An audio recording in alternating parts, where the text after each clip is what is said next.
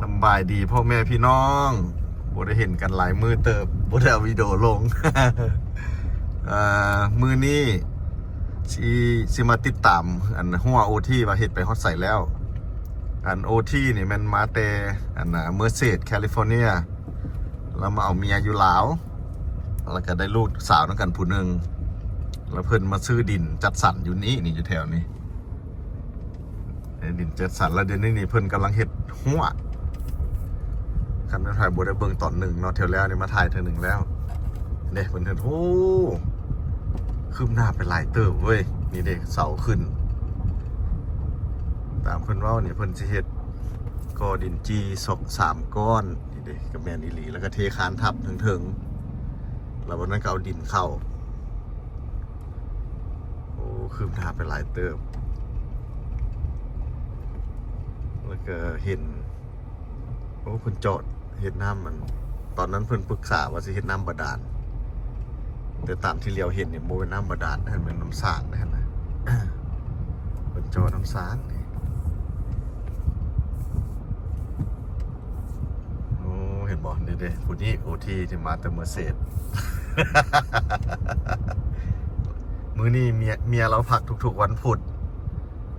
เพิ่นก็เลยโทรหาว่าออกมากินข้าวซุ้มกันอยู่พี่มื้อนี้โอเคเอ้ยมาแล้วบัดนี้ หิวแล้วเลยเนี่ย นี่เอาน้ำกับน้ำก้อนโอ้ที่เอาน้ำก้อน โอ้ยเอาปัดเยอะไปไว้ด้วย อันรัฐยังก็มันอยู่รัฐยัง เมอร์เซดแคลิฟอร์เนีย อยู่เมืองเศษแคลิฟอร์เนีย นี่เอาน้ำเอาในมา นักข่าวมาแล้วนักข่าวมาแล้ว อันเอาเมอีนางเด้ กำลังมา โอเคนี่เด้ คือดินบ้านอยู่นี้บ้านปากแคบเหรอ โอ้กลับมาแถวนี้ ถือว่ามีการเปลี่ยนแปลงหลายนี่เขาเจ้าซื้อดินจัดสรรแบบ เป็นล็อก20x20บอจังสินะ15x20บอคือตัวนี้เนี่ยก็ประมาณ15x20ไปจังสินะผมซื้อแล้วก็พากันปลูกรถนี่เด้ โอทีนี่ก็กำลังเฮ็ดหัวแล้วเอาดินเข้าน้ำเนี่ยเอาดินเข้าแล้วให้มันสูงแล้วก็เริ่มปลูกต้นไม้ปลูกเฮือนแล้วแบบนี้มาเที่ยวแล้วนี่ยังเสายังบุขึ้นลายมาเที่ยวนี้เสาลายสบายดีเด็กเห็นบ่เสาขึ้นบอกป๊อดดิโทมาเที่ยวแล้วนี่ยังบุหลายปันนี้มาเที่ยวนี้หัวเราก็ขึ้นเลย1 2 3ก็3ใส่ดินจีก้อนใหญ่แล้วก็เทคานทับเถิง ไปว่าเราสั่งต้องจ้างคืนอีกเป็นวันนี้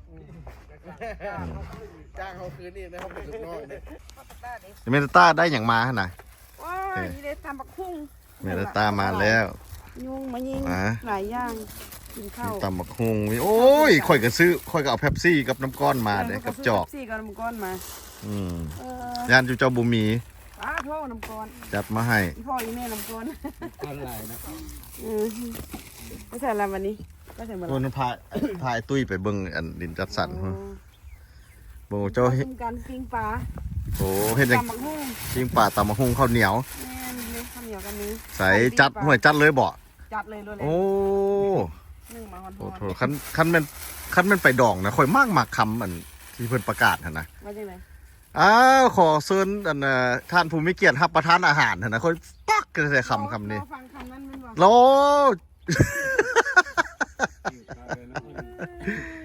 รับประทานอาหารมาสิ ตำบักหุ่งก็ตำมาเลย ใส่ ตำมาละ โอเคมาจัดมาเลยสินะเขา เห็นเขาแบบนี้นะจานก็มาเรียบร้อยบ่วงก็มีละไม่ทุ่งก็มีละ ว้าว ทำปิ้งปลา โอ้ยจังใดก็ดีใจนะแมตาต้าได้ดินงามของเจ้ามันเป็นตอนใหญ่เติบนะแมตาต้า ง่ายเล ขอย งเจ้าจากใหญ่ได้ไอ้เบิ่ง เลย ได้เห็นบ่มันกว้าง เนาะ เจ้า มือนั่นที่เจ้าตัดสินใจถูกแล้ว แม่นบ่ โอ้ยดีใจน้ นั่นแหละคันบ่ตัดสินใจก็สิได้ซื้ออยู่แต่ก็สิได้ซื้อดินแพง ำซื้อตัวแพงคูณ2เดี๋ยวนี้นี่อยากถือว่าเจ้าได้ฟรีสำหรับดินตอนนี้ แม่นแพ เออง พอตอนนั้นหัน มันเป็น2ทบเลยได้ 3กะเล่ละ300เท่าใดก็ 360 360 เดี๋ยวนี้800 3 ปีต่อมา 800 เด้มันสิบ่ได้ฟรีได้จังไดบัดนี้เออ สองส่วนนั่น แล้วบัดนี้ดินเจ้านี่มันอยากใหญ่แน่นี่ มีคนอยากมาถามแบ่งซื้อครึ่งหนึงนี่เจ้าก็บ่ขายแม่นบ่ บ่มีคนมาถามแล้ว แม่นบ่ เพราะว่ามันเขาเอิ้นเกรด A ได้แถวนี้นะ มันอยู่ แถวนี้เกรด A เมื่อนี้แถวทีมทางนี่นะตอนนั้นเกรด B มันเป็นโซน A เนาะมันโซนทางหน้าของเพิ่นเด้ แม่นโซนทาง ทางเข้ามาก็เข้ามาทางนั้น นั่นแหละ เจ้ามาได้โซนนั่นแพงอีกได้นี่นะโซน A มันแพง แม่นแล้วก็เจ้าก็มาขอปันทำ A B C นี่คือไอ้กับเฮ็ดนั่นเด้โซน A B C ปันเขาก็อยากได้ปันไปอย่างซี่แล้วเนาะแต่บ้าน โอ้ ก็บ่ขาย โอ้ใครสิไปขายเนาะ ขายจังได๋ ใส่กระเทินเนาะ เอาน้ำก้อนเจ้าก็เอามาอีก เพิ่นก็เอามาเองเลยน้ำกันซื้อ คุณน่ะ นางคำนางคำก็บ่ได้เศร้าหานอยากมาอยู่คำก็ได้ แล้วก็เฝ้าสมบัติคือกัน แม่น เฝ้าส มี ม แต่ บัติ ห้อง เนาะ เดียวเปิดต้องซ่องกันปิดบ่ทุกห้อง หาเบิ้งแม่นแต่ตาจัดของอยู่ของกินเฮาบัดนี้ บัดนี้นะ เขาสวย ร้าน ได้ได้เราอะ ไอ้ตุ้ยสนใจละวะ สนใจอยู่ไหนโบมีเมียกับยาแต่ว่าสนใจเรื่องดินก่อน โดย เราว่าคันว่ามีดินหันเมียมาน้ำหลังเราว่า แม่น เราที่หาเหตุความและหาทั้งดินหาทั้งเมียเลย โดย ว้าว สนใจนะ แต่มันอ้ายอยู่นี่บ่เห็นหายอ้ายแน่ซะนะ ยังได้มานะมันโอ้ เออ ได้นั่งอยู่ใกล้ๆอ่ะนะ อยากเอาดิเด็กช่วงท้องคนอยู่ว่าโหดเว้ย นี่โอที เข้าเฮียน ดีใจน้ำโอทีได้ดินงามๆแล้วโชคดีที่เจ้าซื้อตอนใหญ่อีกโอทีกันเจ้าไปซื้อซาวคูณซาวมันน้อยเด้แต่ตัวนี้มันก่ายเด้พี่ สมุดกะเนาะ ซาวห้าคูณซาวป่ายพุ่นได้นี่ของเราเนี่ย เอาไปโซ่แล้วก็ไป อันนี้มาใส่จานเลย เอาไว้คลายละ มีเงินมาตะทุนได้อยู่แต่ว่าเงินอยู่นี่เขาหมด เจ้าจะไว้สาดแล้วเขาเอาก่อนได้ แม่นความเจ้า จะไปจองไว้ดาวไว้ก่อนก็ได้ จานน้ำหอม หรือ เนาะ ว่าจะมีจะมาวางไว้ก่อน จานน้ำเส้นปิ้งปลา โอ้ เอา จะ มันเอาปิ้งปลามา มาวางไว้ก่อนยันก็เอาก่อนนะนี่แล้วมันจะขึ้นนะมันปีหน้าเจ้าคันเขาบอกมันก็จะขึ้นราคาเด้อ แม่นแตต้าหัวอย่างก่อนเมื่อกี้ ให้เรายุเขาหันนะ แล้วรออีก เขาคนจากเศร้าห้อง แล้วอยู่คู่นะเดี๋ยว เอาเส้นนี้เลยดิ เดี๋ยวตุ้ย ไอ้ตุ้ยเจ้าเอาน้ำกินอยู่รถเจ้าล้างมือเลย เสื้ออ้ายอ้าวไอ้ตุ้ยเนี่ยเอ้าจะไหนกันย่อจากเศร้าก้อนมึงด้วยตุ้ย โอ้ที่นี่ไปก่อนเดี๋ยวสาวก้อนมือสวยเนี่ยต้องเป็นราคาใหม่ ก็สิว่าเศร้าก้อนนี่ไอ้ตุ้ยเราอยากมาสมัครเฮ็ดเวียกกับโอทีว่าซั่นแล้ว มีรายได้ดี อยากมีรายได้พิเศษไอ้รัฐใจดีก็เลยเสนอว่า เอามาลองงานมึงก่อนไอ้รัฐเสนอลองย่ออันนั้นจากเศร้าก้อนย้ายมาใส่ส่วนนี้ลองเบิ่งสิได้บ่ครับนะโอ้ยขันเว้าแล้วย่างใส่รถมาไอ้ตุ้ย สิพากันกินข้าวสวยแล้วบัดนี้โอ้ไรเนี่ยเรื่องแมงวันนี่มีตำบักฮุงปิ้งปลา กาด สมผักกาด บ่มีได้แกงมาไหม เวลาได้กินเก่ง มีแต่แนว ได้ แซ่ แก้ บ วนะเนี่ยเนาะเนี่ยใส่ถ้วย ๆแต่ว่าจุเฮากับพากันยืนอยู่นอกเอาเพอย่านตู้พักกับปันนั่นนั่นน่ะ ได้โดนได้ได้ทาถูกผักเลย เอาพากันลองซีมึงดูบัดนี้นะผัดแม่นพันป่าเนาะแม่ตาต้า ล้างมือ พันป่าเป็นบ่ แม่ เนี่ย พันปิ้งปลา พันปิ้งปลาตำบักฮุงนี่นี่โอ้ที่เฮ็ดเองเลยเนี่ยเมื่อเบิ่งแม่พ่อแม่พี่น้อง กินข้าวเลยเริ่มเลยวะ เฮือนแต่นี่เราเฮ็ดโดยน้ำหักน้ำแพงเราเท่ๆเลยเนี่ย แล้วดินะซับมันแล้วดิ ไอ้ซักเจ้าเบิ่งเด้อน้องสายเจ้าปลูกเฮือนเองนี่นะเราเฮ็ดเองหัวเราก็เฮ็ดเอง ลงมือกับนายสร้างเลยเราเฮ็ดนี่นะอันนี้นี่มันประตูทางเข้าของเพิ่นก็ประมาณ5 เมตรดิประตูเพิ่นนี่นะนี่ เม็ดครึ่ง 5 เมตรครึ่ง ครึ่งเขาบอก6 เม็ดโมเมนต์5 เม็ดครึ่งลืมซอยสร้างกุศลปูนคนที่บอกให้สร้าง เฮ็ดหมดไอ้ซักจะเบิ่งน้องสายเจ้านี่นะออกให้งาน ใช่ โ โอ้ เฮ็ดไปเนาะ ตักเองยู่เองเลยบ่เนี่ย ว่าสั่นล่ะนะสิมาถ่ายเอาต้องเบิดพุ่นละ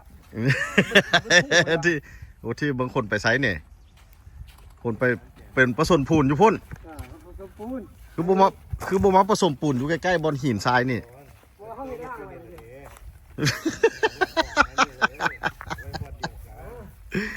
โอ้ ที่พวก USA เนี่ย คันสิให้อ้ายออกแบบ พวก USA น่ะเฮ็ดเป็นบ่นี่นะ นี่ แล้วพวกคุณก็ต้องงานเนาะเวียกเขาเอง นี่เห็นบ่ โอ้จักกิโลดิ50กิโล แน่นอน พูดสอบไป50กิโลสิยกไปเบิ่งเด้อ ใส่หนักได้50น่ะ 50กิโลนี่ เมนนี่จักกิน โอ้อันนี้พัดหาก็กินข้าวอิ่มแล้วเมื่อกี้ โอ้เนี่ยมันก็ มันสิบ่ออกทางเก่าวันนี้น่ะ แห้งๆอีได้เท่าๆนี่นะ 50กิโลโหโย50กิโลได้ เห็นบ่แห้งๆอยู่ในแสง หุ่น พาผู้สาวได้ซับต้นมะพร้าวนี่ผม เฮือน ยัง ใหม่ ได้ ต้องมีน้องใหม่บ่โอ้ที่ เออ อยู่เฮือนใหม่อยู่บ้านใหม่ต้องมีน้องใหม่แล้วทีหลังใหม่เด้อ วิธีสมปูนเดี๋ยวเอาน้ำมาใส่ โอ้วิธีสมประสูตร สมปูน เด้อนี่แบบนี้ นี่อันนี้มันในสร้าง สมปูน ในสร้างพาอุที่เฮ็ด ปู เนี่ น ย ลงบานนี่ โอ้ยแบบผม โอ้เดี๋ยวจะไปไว้มาสิไปได้น้ำมาให้บานนี่เด้อมันสิคนนึง เฮ็ดโดยมือลงมือโดยมือเลยเหือนดินเราตอดนี่เราลงมือด้วยเนื้อแห้งเราเลย เฮ็ดหัวเดี๋ยวสิได้น้ำ ขั้นตอนกำลังเฮ็ดหัว อันน่ะนี่อันน่ะ power bank บ่ มีเอาไอ้ตุ้ยต้องการ power bank ละนี่ เดี๋ยวไปสาดอย่างนี้เขาเอาน้ำเขาเดินไป เอา power bank ให้ไอ้ตุ้ยก่อนเดี๋ยวที่ มาพี่มาถ่ายดิผสมปูนนี่ เฮ็ดด้วยแล้วน้ำมือน้ำแห้งเราเลยนะเฮือนหลังนี้นะดินตอนนี้นะหัวกับเฮ็ดเองเฮ็ดเก่าในสร้างนี่นะ ในสร้างผ้าเฮ็ดต้องเงินเลยเฮ็ดเองนะเนาะ เจ้าในเฮ็ดหมอเฮ็ด เขาก่อเป็นนี่ หมอเฮ็ด เขาก่อเป็นในสร้างก็บ่ได้เงินก่อนเลย เจ้าในหมอเฮ็ดเป็นละหมอสิก่อเองครับจักหน่อยนี่นะ สร้างสิบ่ได้เงินก่อนละบัดนี้ นี่ผสมนี่ขี้ทรายเท่าไหร่ปูนเท่าไหร่นี่นะสร้าง อันน่ะเป่าหนึ่งใช้2 ล้อ เป่าหนึ่งใส่ขี้ทราย2ล้อ นั่นแหละ ก็พูดสอบนึง รอบหนึ่ง กับปุ่มสอบหนึ่ง หาไปเลยนะเจ้าก็ได้ เดี๋ยวมันมีสูตรของมันได้เฮ็ดอันนี้ก็ได้ อันปูนเฮนี่ก็ ปูนแดงนี่มันจะใส่2 ล้อคือเก่า ใส่ แล้วใส่หิน3 ล้อ คันเทพื้นหวะ ขึ้นเทขาน เอาน้ำลงบ่ 1 2 3หวะ แม่1 2 3 1 2 3เนาะ อะไรนะ นะเบิ่งเด้อรัดนี่กากเข้าไปนี่เอาผสมปูนเอาน้ำลงว่าสินะ อืม มัดน้ำคือมาเขาอะนะว่าสินะคือเขามาเขาเหนียวหั่นล่ะ อืมโอ้สายสองปูนเป่าหนึ่งอันนี้มันนั่นเนาะ เป่ากับทรายหล่อหนึงคันสองทราย2หล่อกับปูนสอบหนึงสอบ50โล50โลเล่า น้อยเอาพาไปแบ่งให้ไอ้ตุ้ยทายไหลแบตจนมืดว่าซั่น ใครที่ขออยู่อย่างน้อยมันมีโอกาสเซาหลายบ่คือเฮาอยู่หลายแล้ว มัน โอกาสเซามันก็ อันไหน เรียนจะถงไว้ได้แล้วผักมันบ่นี่ อ๋อ มักใหญ่บ่นี่นะ ทีมละเด้ อือ มีอย่างก่อไอ้ตุ้ยลูกหนึ่งยิงหนึ่งใส่หนึ่งหวะ ไฟหนึ่ง อืมโบคือเอาอีกหวะไอ้ตุ้ย เอามาจะใส่แล้วแม่มันใส่บริษัทมันใส่ เอาแม่ไม้หั่นนะ โอ้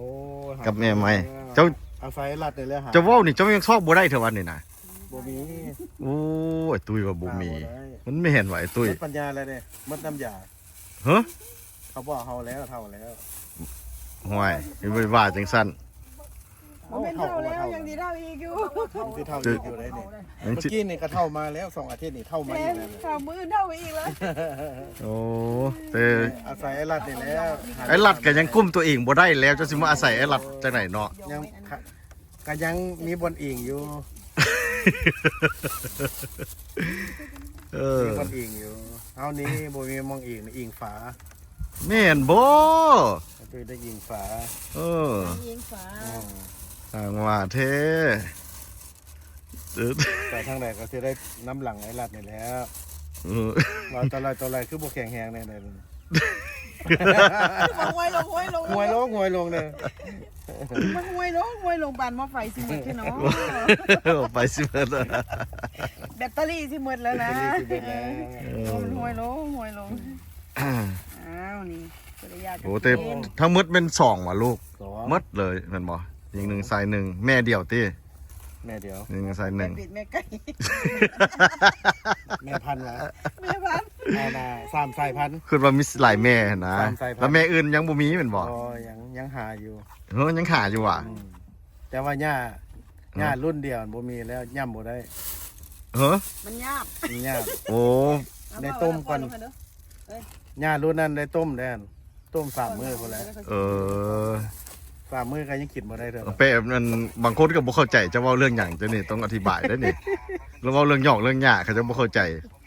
โอ้ย เดี๋ยว ไอ้ลาดว่าให้กินหญ้ารุ่นเดียวกับเจ้าหั่นแล้วว่าซั่นเด้ เออเว้าเรื่อง โอ้ย กินหญ้า มันได้กินได้แต่ว่าได้ต้มก่อน โอ้ต้องเอาหญ้าอ่อนตัวเว้านี่ซั่น ต้มใส่อะ แต่บ่ได้ต้ม พุงนี่แหละต้มใส่มะคงมันเปื่อยไว้ โอ้ ใส่มะคงแล้วเปื่อยไว้เลยเอาเฮ็ดแกง เป็นซีนเป็นเอ็นเป็นอย่างกะยาเพื่อที่ว่าบริโภคก่อน เออ ทุกคนก็ฮู้อยู่แล้ว ถ้าว่าเขาอยากให้เปื่อยไว้ก็มีแต่ว่าเขาเจ้าตัดมะคงใส่ต้มมะคงใส่แล้ว เอา มัน โฟเทวันนี้พี่ อ้าวแท้ อันนี้ แม่ก็ทำนำกันแม่ ผมฮู้ใหม่เด้ออันนี้บ่เคยได้ยิน แล้ว สู้ๆได้นะ ใครก็ฮู้คือกันเนาะ จะไกลนะ โอ้ใส่หมักฮุง คือเป็ดไก่หยาบบ่เครื่องที่ว่าเป็นซีนป่าจังซี่เนี่ยนะ อืม ใครก็ฮู้อยู่แล้วข้าวมันหยาบเข้าเจ้าหักตัดมะคงใส่ดอก ต้มใส่หมักฮุงแล้วมันอ่อนสมบ่ มันอ่อนมัน ได้ผลวะ มันอ่อนไว้ ยางมะฮุ่งนี่ยางมะฮุ่ง นี่ กัด เห็นบ่ล่ะ เอาอย่างว่าคือว่าเอาหมักฮุงหั่น มังหุ่งอะไรแต่มังหุ่งมันมียาง แล้วมันกัด คือหมักฮุงเฮาฟักนี่นะ แม่น เอาฟัก คือเฮาจี้เอ็นนะนกตัวย่างไหนละเฮาจี้เอ็นนั้นก็เจ้าก็ยังเอามังหุ่งนั้นซอยแล้วก็เอามาซาวใส่กับเอ็น โอ้หมักฮุงซอยได้ว่ะ แม่นมังหุ่งดิบนี่แหละ ใครก็ฮู้หมดนะกัน โอ้ อัน ไอ้ตุ้ยผมฮู้กว้างขวางเว้ยฮู้เรื่องนี้เจ้าไอ้ตุ้ยนี่มันต้องการคนมาคันหลังให้บ่เกาหลังให้บ่เนี่ยตุ้ยนี่ เก่าขั้นหลังก็ได้เก่าเองน้องเอ้ นี่ ย ดิคันหลังโอ้ยแต่ตอนนั้น คอย นี่ ไป เนาะ อิสาเจ้าแล้วเจ้าขั้นหลังถ้าว่าให้ทั้งหลังเก่า มึงคันหลังแล้วก็คันเองเอาไม่ คนเลยนี่ นี่พวกแม่บ่มันต้องเว้าคันหลังเอง บุญผู้เก่าเด้ โอ้เจ้า บ่ ก็ คือ ซอก ไอ้รัดเด้ไอ้รัดนี่มีผู้เก่า เจ้าซอกเอาซาซั่นน่ะ คันอยากให้อายได้ก็ซอกซอยอ้ายทำบุญแน่น้อง ซี่ เอ้ย เขายังได้แล้วเด้อนี่เขาก็ซื้อมาอันนึง เก่า พามาแบ่งไป อืมเอาไว้กินรถเอาไอ้ตุ้ยถามหา power bank แล้ว ต้องก่อเองแม่แต่รัดบอเราก่อเองแล้วมันจะค่อยมันจะค่อย โอ้ที่เอิ้นให้มาเบิ่งว่าซั่นมาเบิ่งโอ้ที่นี่แปลว่าเราลงมือเองเลยนะดินตอนนี้ ต้องว่าจะได้สร้างลงไว้ เออ เป็นไทยให้แน่ เลยก็โอ้มันก็จะอย่างยากเนี่ยเพอมันหนัก นะ จริงๆประมาณจักโลในสร้าง ประมาณ9 โล 8 9 โลละ หนักเด้บางที มัน10 ตั โล วนี้ โอ้หนักเด้ 9 โล 10 โลละ หลายเผาอยู่ได้บอกก่อนหนึง เออคุณน่ะมันหนักเด้นี่นะ หลายเผาอยู่ได้ทำไมหลายเป็นเผาทางเฮาหลายเผาอยู่เด้หนักสมควรนี่ หนักขันเลย เป็นตัวโลนี่ละ เพิ่นมีเชือกอันนี้เน่งแน่นอนเลยนี่ ได้ตามเสือกเลย เน่งเชือก บอกมันออกนอกเสียกเรียกนี่บ่เอ่ยเรียกแล้วมันได้ อืม มันจะซีเลย มันซุนก็เพียงกันไปว่าได้เลยเนาะแฟนเพียงมันเพียงดันออกไปเบรกออกมาได้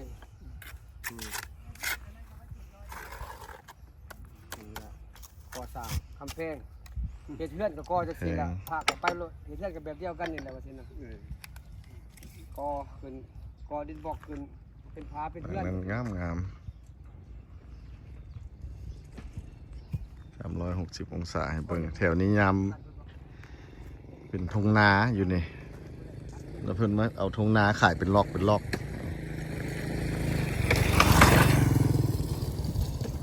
หลังนี่ขึ้นมาละ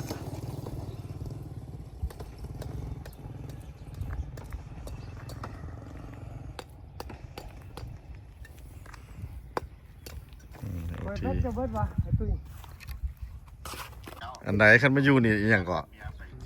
พี่อ่านเรามากินแต่งกิน มันอยู่แถวนี้ได้เมียไวหวะ เดี๋ยวเมียไว้ โอ้ยไอ้รัดแล้วสนใจ ไอ้รักสนใจแล้ว วันใดที่ว่าได้เมียได้ ไอ้เมียไว้ได้มาอยู่นะ ได้น้องหักหันแล้วสนใจรถ เนาะไอ้ตุ้ยเนาะ กินมาซื้อกระยาแสดงแล้วเขามาก่อนรถ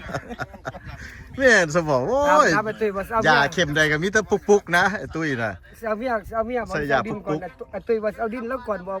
เอาเมีย โอ้เดี๋ยวนี้ไอ้ตุ้ยมาสนใจดินอยู่นี่หว่า สนใจดินก่อน เอ้ามันบ่มีแนวสนใจเลยผู้สาวมันยังบ่มีก็ต้องสนใจดินเลย มันแม่นบ่เราประกาศเป้ ถ้าง มี เป้ง ผู้สาวมาเพื่อสนใจหยังก็สนใจผู้สาวคนละเนาะ อื แม่น้องสาว ม มวยเราก็ยังหัวยิ้ม อืม มันแม่นความเราแม่นความอ้ายอันใดมาคอนเอานั่นคอน โอ้เดี๋ยวนี้เมื่อกี้โอที่พาย่างไปเบิ่งดินหั่น ดินตอนนั้น เจ้าสนใจแล้ว ตัว สนใจแล้ว สนใจแล้วไอ้ตุ้ยสนใจดินตอนนั้นแล้ว โทรไปถามราคาแล้ว สิตัดสินใจเอาบ่หรือบ่ อันเพิ่นเอิ้นกะเล่เท่าไหร่ก่อน แสนสาว ฮะ กีบแสนสาวกีบ 520,000กีบตัวแมตกะเล่เด้อกันไผสนใจในอยู่โซนนั้น ก็เป็นเงินดอนกันเท่าไห อยู่ ร่ นี่ เศร้าเท่าไหร่ เสือกแมท 500,000คันเป็นเงินดอนก็เท่าไหร่ ดินบ่ 500,000เนาะ25ดอนประมาณนั้นบ่20ปลายดอน เอามาได้เสือกแมท 20ปลายดอน นี่เลื่อน มีหยังเมตาต้าอยากได้หยัง บ่เสือกแมทเดี๋ยวจะมาแทก นี่ในสร้างบอกเราบอกว่ามันหัวนั้นบ่ฮอด6เมตรหั่นน่ะ บ่ฮอดประมาณ6เมตร 5เมตรปลายนี่แหละ แม่นประมาณ7เมตรนะเอาใส่ประตูประตู ฮอดบ่5เมตรครึ่ง ประตู5เมตรเท่าไหร่ 5เมตรฮอด5เมตรจัน50บ่เนี่ยบ่ฮอด6 โอเคได้แล้วตอนนี้ก็ได้แล้วเสาตัวนี้นี่นะมันโค้นเสาตัวนี้ ใส่ แกน เด็มันโค้น โอ้ บัตรอันนึง เบิ่ง แต่ว่าเขาคิดว่าเหล็กมันต้องหักทางไหนเขาคิดว่า มีหยัง มันอาจจะหักเล็กนึงนี่นะ มันหัก หักหมด เหล็กหักทางไหน ตายเป็นบน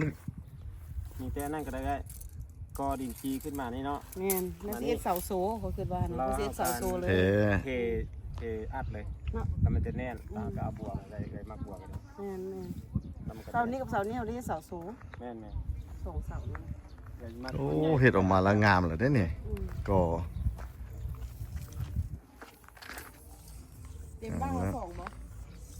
ประเทศไปลงดู วางละ2เมตร เสาเอ็ดคูณเสาห้าตัวนี้เสาเอ็ดตัวนี้หน้าทาง ทางหน้าเสาเอ็ดทางหน้านี่ ทางหน้าเสาเอ็ดทางตัวนั้นเสาห้า เอาแม่นไผสนใจ เดี๋ยวนี้เพิ่นเจ้าขายอันกะเล่ละ500,000ซาวนี่เดี๋ยวนี้500,000ซาวเป็นจักดอนหั่นเมตาต้า 500,000 25ดอน เสาปลายดอน เซาเซาปลาย เสาหกเสาเจ็ด เซาปลายดอนตัวแมตกะเล่เนาะอยู่นี่ แม่น ขึ้นติ๊กดินนี่เมตาต้าซื้อหั่นบ่ฮอดตอนนั้น บอกว่ามีแต่ เท่าไหร่เจ้าซื้อ 360นะเป็นเงินบาทนะตอนนั้น แต่ว่าเงินบาท ถือก่อน 59แล้วเขาจะไล่กัน 360ทางนี้สิเฮ็ดโค้งแนวไหน ทางนี้อันที่หักมุมให้พ่อหน้าแล้วขอให้หักเราน้อยนึงเพราะว่าเราเลี้ยวรถยากแล้วบางเขาสิหักให้ประมาณ ที่แถวนี้เสา นั่นหรอก เสาแถวนี้ ทีนี้มันมามันจะเครื่องนี้บอกเครื่องมันนี่มันสิหักให้ประมาณ30 เซน30 เซนก็หักให้เรา มันโค้งรถยาก มันเอาหักให้กันแต่ว่าเสาตัวหม้อแท้ อ้าวบาทนี้ว้าวคือปิดประตูกันเมื่อแล้วสิพากันเมื่อกันรอนนี่นะ ไปแล้วบาทไปกันเด้อ โอ้เบิ่งพุ่นน่ะไอ้ซักจะเบิ่งน้องชายเจ้านี่น่ะ บ๊ายบาย พุ่นน่ะน้องชายเจ้าโทษที่ขี่รถถีบไฟฟ้ากับเมียขี่รถถีบกับพุ่นไอ้ตุ้ยก็ไปพุ่นรับบัดนี้น่ะไปบาทนี้สิขอจบวิดีโอน้อยๆนี้ก่อน เจอกันใหม่บายทุกคนหมดไปแล้ว